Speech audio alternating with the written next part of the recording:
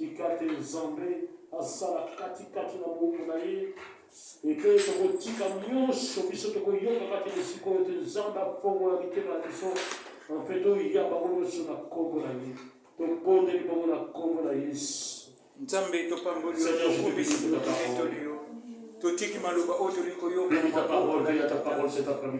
pambola liloba oyo mpe pambola oyoamokona lelo tosengi makila na yo tata esinga ye maloba oyo ekota mbuma ya mokama na mokama kolo tokumbisi kongo mpe monene na yo tata okumbisa manzambe opambolama odetulaka nzambe opambolama opesa ye mayele oyo epesaka te tata opesa ye boyisete bososo osunga ye tata aloba oyo okuta epai na ye tata okumbama opambolama onetulama veille na parole na yo tokumbisi kombo na yo mpe monene na yo na kombo na Yesu. Alléluia. Amen. Amen. Nous laissons la place à notre Dieu et mes frères et Alléluia. Amen. Amen. Amen. Amen. Tumetunza maboko makasi. Maboko makasi zoyo kate. Maboko makasi. Amen. Amen. Amen. Papa alobaki lele badeli. So tozana kupeza bolimo nzambe. Amen. Nzambe motozo batla biso. Sans nzambe tozali putulu ya papa. Amen. Amen. Amen. Amen. Thank you.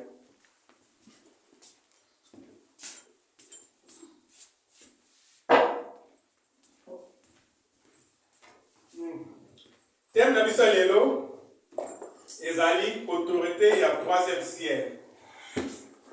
Amen. Amen. Autorité, le mot autorité, Autorité. il y a troisième ciel. La troisième ciel. Amen. Amen. Là, il y a autorité à troisième ciel. Là, il y a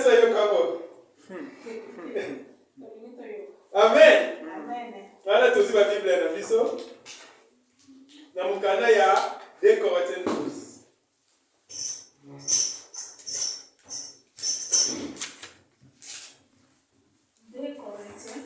Chapitre 12.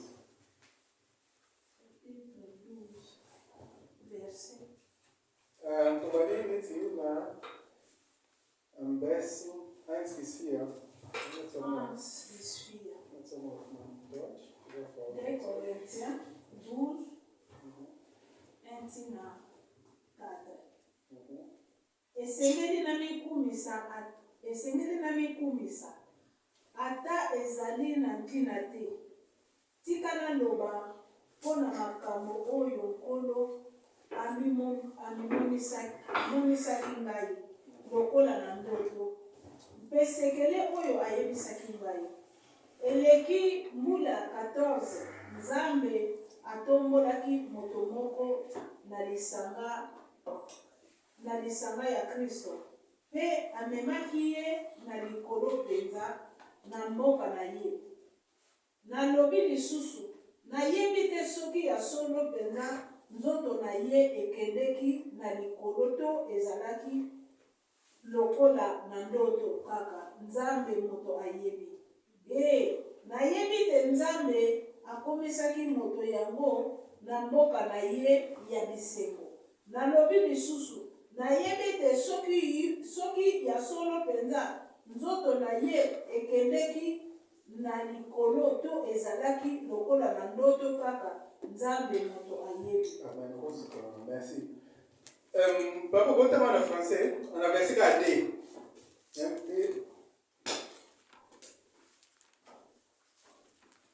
D'où sortent ce matin?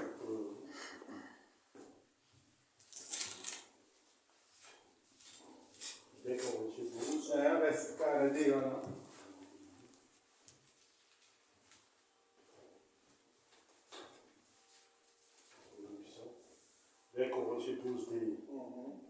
Je connais un homme en Christ qui fut, il y a 14 ans, ravi Je connais un homme en en Christ, qui fut il y a 14 ans, ravi jusqu'au 3e ciel. Si ce fut dans son corps, je ne sais. Si ce fut hors de son corps, je ne sais. Dieu le sait. Amen. Amen. Oyo Paul azoloba témoignage naïe. Ali amemamaki jusqu'à 3e ciel. Toyebaka ça ne toyebi na Bible. Ciel misatu. Amen. Amen. Paul amemaki na 3e ciel. Ciel ya liboso ezali otomonaka awa oyo ezali bapata liboso tozomona. Ciel ya mibale oyo ezali ya monde invisible. Wana ezali otoba na monde spirituel, deuxième monde. Okebi bato basalaka oyo nyonso bayoka banjelu nyonso bazali. Ciel ya misatu oyo Paul akendaki balobisika ezalaki eza trône ya Nzambe ezali. Amen. Amen. Siko ezali na ba ce sabli chaque ciel eza na niveau ya autorité nango. Amen. Amen. Comme Nzambe asalaki moto na jardin Eden, apesaki mutu oyo toyaki ciel, apesaki autorité ya kurégner na scène oyo. Amen. Kasi na nzela ya masumu ya Adam na Eve, diable azwaki autorité ya kurégner na ciel na oyo ya biso. Ya mwana ya ono bozomona so tali histoire ya diable anakoso ana Yesu alobi so gumela ngai na kopesa pouvoir okorégner aba. Amen. Ça veut dire autorité eza na pouvoir eza esika nini ozali na ciel ozali. Amen. Soki to continue na verset mo lisolo Yesu azosola na diable alobi ngai napesi yo okumami ngai na kopesa autorité na ciel yo balorégner. Ça veut dire autorité eza na chaque ciel eza na autorité nango. Ciel oyo ezali autorité plus autorité ezali 3e ciel. Amen. Amen. Wana tozorégner sika Nzambe azokoye nyonso. Sikoyo soki tolandi histoire oyo makambo autorité eza na badifférent ya autorité. Eza autorité tobaka autorité verticale. Ça veut dire autorité ya biso na biso. Ça veut dire que le chef n'a pas autorité la vie. Amen. Encore on va dire ça oyo osali. Wana ezali autorité verticale. Oza pe autorité ezali papa na bana. Wana autorité ezali eza na différent eza pe na autorité toyebi bakonzi. Eza batu oyo tozomona. Ça veut dire toza autorité verticale. Et ba roi oyo azosala bibeko. Kasi autorité ezalaka verticale ezala pe ndenge likolo. Ça veut dire oyo ezali sikoyo oyo tozokende ya monde spirituel. C'est ça l'autorité au monde spirituel oyo eza kodomine na awa na se. Tozokopana ngo. Ça veut dire autorité oyo eza na autorité euta na likolo oyo edominaka na se. Sikoyo biso ba chrétien toyeba toza na autorité nini? Et on toza ba autorité ya 3e ciel. Sikoyo diable anakosola na Yesu mpona tozalaki ezaki okata na bango bazalaki na mwana mozali diable na batune esika bango bakoyaki kuna biso tozalaki na mwana biso na nzela masumu diable bakotaki bazoki autorité mpe ya biso bango bazalaki korégner. Sikoyo eloko moko fo comprendre diable alobaki na Yesu oyo soki okumbameli ngai nga na kopesa autorité toyebi diable alaki okosa nomona soki Yesu okumamaka diable peut-être bien balika oloba ozoma autorité. Peut-être elle se donne ça. Mais eloko moko toyebaka autorité oyo Yesu asalaki biso apesaki biso après kokufa na ye babenga autorité ya 3e ciel. Toyebi mpona nini? Yesu akufi Bible ezobi boye biso bato so totali na Éphésiens totanga na Éphésiens 2:6.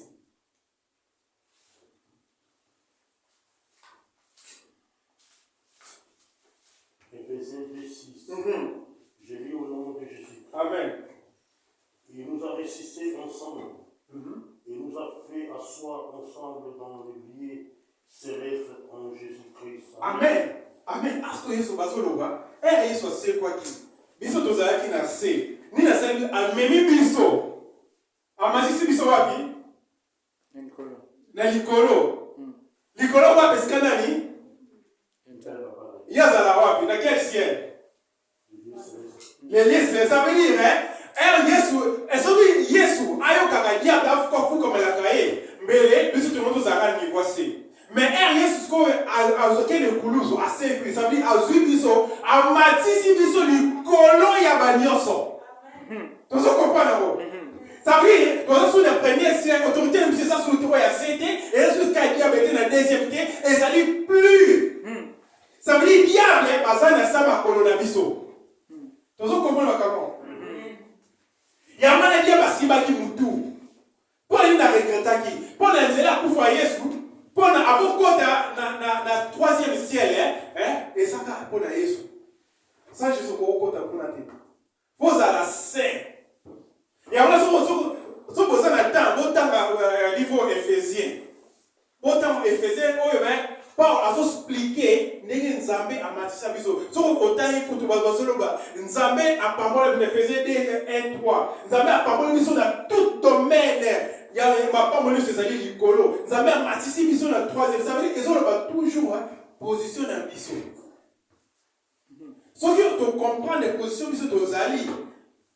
Ton vivre aux différents. Fais-toi changer perspective, il y a comme on a macabre. Amen. Amen. Fais-toi changer. Autorité, et ça n'a pas de location. Autorité n'a pas de location. Et si vous allez, c'est vous avez autorité. Vous comprenez? Ça vous avez l'autorité mouillée. Ça vous avez l'autorité. Amen. Amen. Il y a ce qu'on fait comprendre autorité ni oyo Yesu apesi biso. Soko yebi histoire Yesu anako solo la na soda. Dans Matthieu 8 9. Soda na pour ni Yesu albati dans le monde moto na bato sa moni koni monter. Soda wana accompagner Yesu za moto autorité mususu. Soda nini? Ngai mungana za mutu na za autorité. Ça veut dire batu baza na senanga. Oh, bazana sena na makambo sta koloba bako bakosala soki na lui bakende bakokende yo oza likolo ça veut dire yo kutoza likolo na likolo oyo nyoso ko nyoso fait ça ça veut dire à comprendre que Yesu son autorité likolo ya nyoso likolo oyo ya son autorité na moté abio ça veut dire yo c'est likolo autorité ya ba maladi. Amen. Sikoyo on va même avoir héritage à bas Nzambe. Moi, ça faut comprendre que ils sont koufaki. Azwaka yo amasi biso likolo. Yamba la nouvelle créature. Pour la ligne Yesu azoba pona Jean-Baptiste alobi na batus babotama. Et ça mutu moko taleki Jean-Baptiste. Mais alobi kasi oyo babotami ya bato sika. Moke na baba likolo aleki Jean-Baptiste. Tozo komona bato baza likolo. Oyino biso toza likolo. Amen amen amen. Amen amen amen. Nana yeba baza likolo. Amen amen amen. Nana yeba osoko zo bondela oza likolo. Problème est ça mo inanimité to yeba mo to sala na wabi. So to tele faisant Bible bien bazui biso biso to ameni biso e pa na ye. Ça veut dire tozo régner na ye. Ça veut dire to bondela susu boye tozo bonda na likolo na se. Ça veut dire, si tu as la situation dans l'école, c'est salaboy, kendeboy. Ça veut dire qu'on peut régner.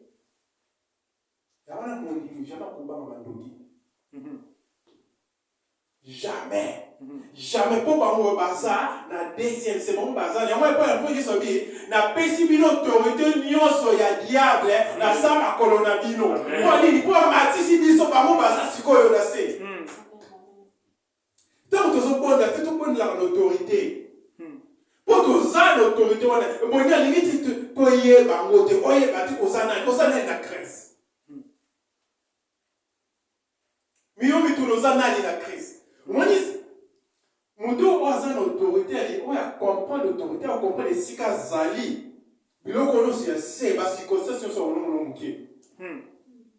Amen. Amen. Parce que circonstances sont moquées pour moquer le là et ça n'a assez. Il y a un moment là, oh yo Dieu c'est ça, il connaît pas likolo. Pour aller David a compris David oso na Goliath bato oyo bazalaki na autorité ya se bazomona Goliath moto monene kasi azalaki na autorité likolo ya ye oza mwana mokie. Ça veut dire problème oyo bato bazomona ya monene ye azomona mokie mpo aza ye azowute na autorité céleste. Moto azo accompagne comme autorité likolo ya troisième ciel par toutes les circonstances.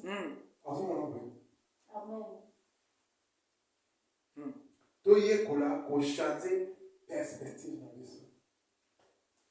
Moto asa l'autorité likolo alobaka na makambo yeso bini loba na montagne kende kule osali pona ni ya ozo oloba na ndinga likolo. Ça veut dire yeso zoba muya lobaka kaka kende okende kula pona oza déjà l'autorité wana. Amen. Amen. Ezaki na mais par rapport à l'appeler ce témoignage pour la vie nae. Ah oui, bah on va zaki c'est comme on pense que malade problème on va zaki non. C'est manzama l'accès vision à machine na likolo. Abani ko mona eza le quoi carte. C'est une za carte totale. Anu mona situation on zo mona. Anu mona ba demo ya muki azo mona chef na bango ndio sabi anu comprendre. Et abana ko bunana diable avec qui asa ko mutu na ko bunana point.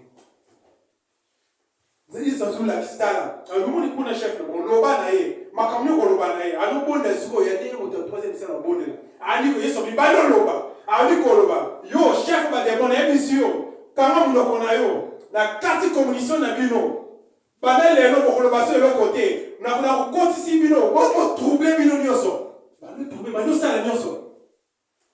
Ko komona wa. Abani ko loba o ya nga mona so loba ba no sala o pona nini? Monsieur ça va, monsieur ça bon devenu, monsieur c'était le pardon kedeko non. Ouais, vous dites comprendre l'autorité ne sera que si la zone compte mon inazo qui m'a mal boko. Bon yes ça bien possible l'autorité à kokanga. Oh ya bokani na se kama wabi. Oh bokani liko kama wabi. Ça veut dire autorité oh parce que c'est ça au-delà. Et on a tout le monde qui la semaine passée a fait qui est hier sur ce coup tout comprendre ma comment ils sont ça là qui donc là c'est trop simple là. Ça veut dire soit maticiper son niveau. Amen. Amen. Ce qui au dernier là toto kiti dans la verset bénédiction surtout aussi ça va verser ensemble. Na Jean 3:31. Jean 3:31. Moto oyo amuti na likolo aleki bato nyonso. Bato ya mokili oyo bakamamaka kaka na mokili. Pe balobaka bobele makambo ya mokili.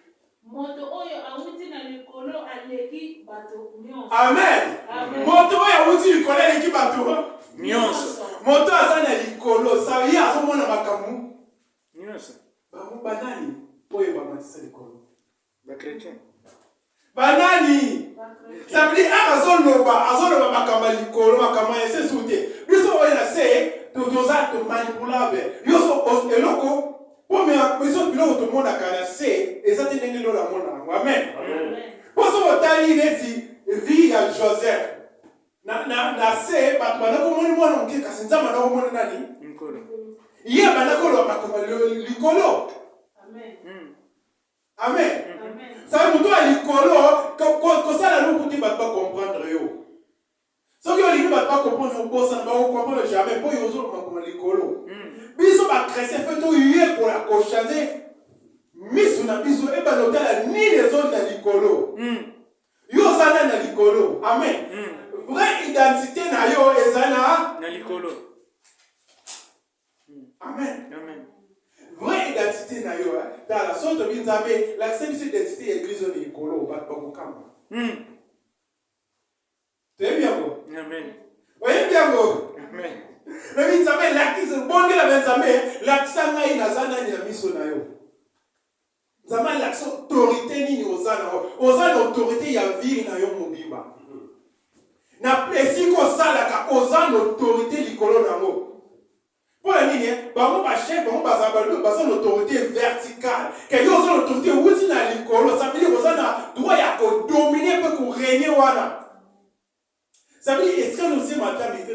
samela yo.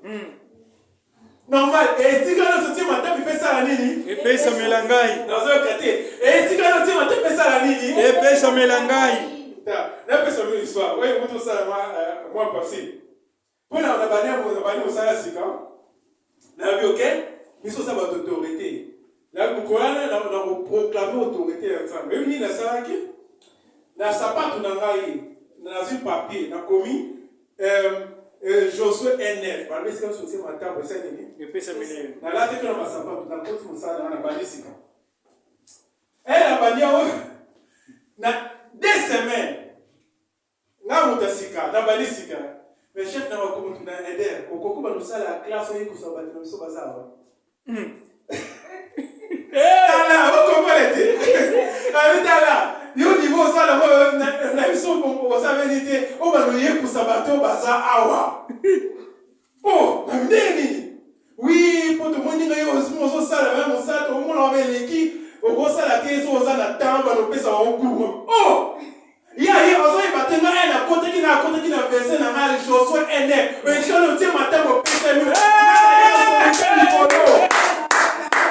D'abord on vivre ma autorité likolo. Faut proclamer bon Yesu si a pesa biso onyoso. To ça na droit ya ko dominer. Amen. Partout. Oh bazalo ba, oh ya wuti likolo makamba likolo.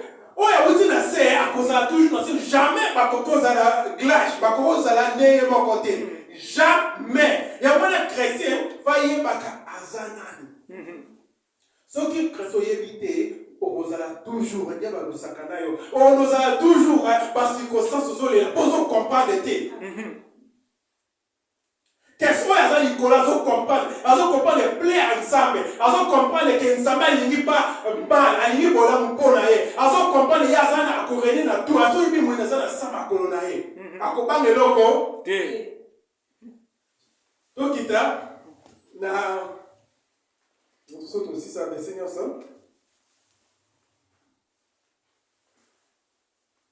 Et dans Éphésiens 1:21, et on fait pour pouvoir faire tout ça avec un nakou. Otara, Éphésiens 1:21. Éphésiens chapitre 1, verset 21. Natangi na kombo na Yesu. Milimo nyonso oyo bato babengaka bakonzi ya likolo na se, ezali na se ya makolo ya Kristo. Ata moko te ekoki koleka ye na nguya. Ezala na mikolo na biso. Amen. Bali milimo nyonso ezala bakonzi na se bazali na se ya makolo ya Kristo. Bazana. Ya solo mo na Yesu ma sabiso ba bazana sa makolo na Yesu. Sima Yesu alobi ngai bino bozali na kasi na nga. Ça veut dire ba bazana sa makolo banani Ya biso. Amen. Amen. Ça veut dire bakonzi mo na TV bazana sa makolo na yo. Amen. Amen. Bakonzi omona kana teme bazo na se makolo na yo. Yo kokyo loba bakosala. Et ça il y a qu'on comprendre. Ce que vous voyez la Bible parle pas notamment et là qu'on dit la autorité du ciel. On est le 3e ciel. Oyo balobi ba matisi. Et ce n'est sur le secret moko. Oyebi ozana droit ya komata na 3e ciel n'est pas la mata. Nana ngamo. Amen, amen, amen. Nana ngamo. Amen. Nana yi donc on a un droit, n'est pas la matin la 3e c'est le côté. Si quoi ko matin na yi bien. Est-ce donc comme ma ko que nous sommes. Tala. Souvent la Éphésiens wana. Oyo on va le bien Éphésiens sur le côté Éphésiens va le bien. Nzamba asubiso a satisfait biso. Donc on dit saint toza sur la faute mon côté. Ça veut dire ozana droit ya komata na lola oke ozongi. Est-ce que vous voyez bien? Amen. Est-ce que c'est bien? Amen.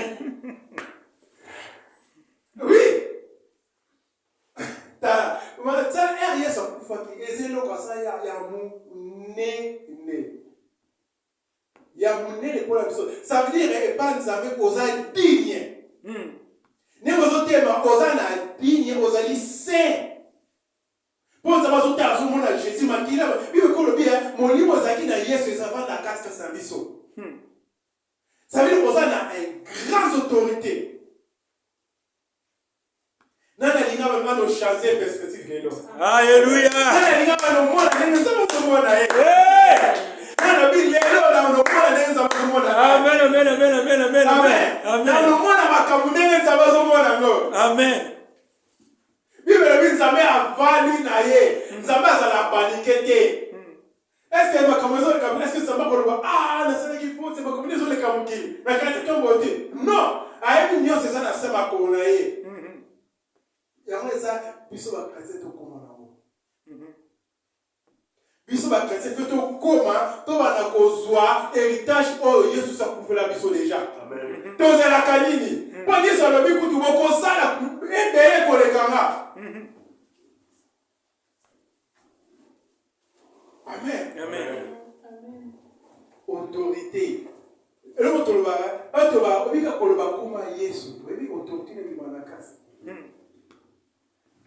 Et on dit le pendant un débat de beaucoup de là on a dit qu'on a décidé de combo la gaille. T'as un monsieur comme un souka la classe ici là. Et tout kasi so vous avez dans un temps au Congo que temps année ici na Éphésiens 3:20 Éphésiens 4:6 auto Colossiens 3:4 na Marc 19, oh Yesu azo na pesi bino autorité na domaine nyonso ya moyini. Éphésiens 3:20. Éphésiens 3:20, Éphésiens 4:6, Colossiens 3:4, Colossiens 3, 2-4. Marc 19. Et ça, on a versé de au méditant, au nom des scranios, au autorité ou à l'écolo. Il y a un et ça, quoi, il va créer toute autorité à 3e ciel. Ceux qui battent au 2e monde, c'est quand même Amen. Amen. Tout est comme on a Yesu. Tout le monde au pôle de la Chico, on a une autorité à 3e ciel. Le 3e ciel, à pôle de la Nérénie.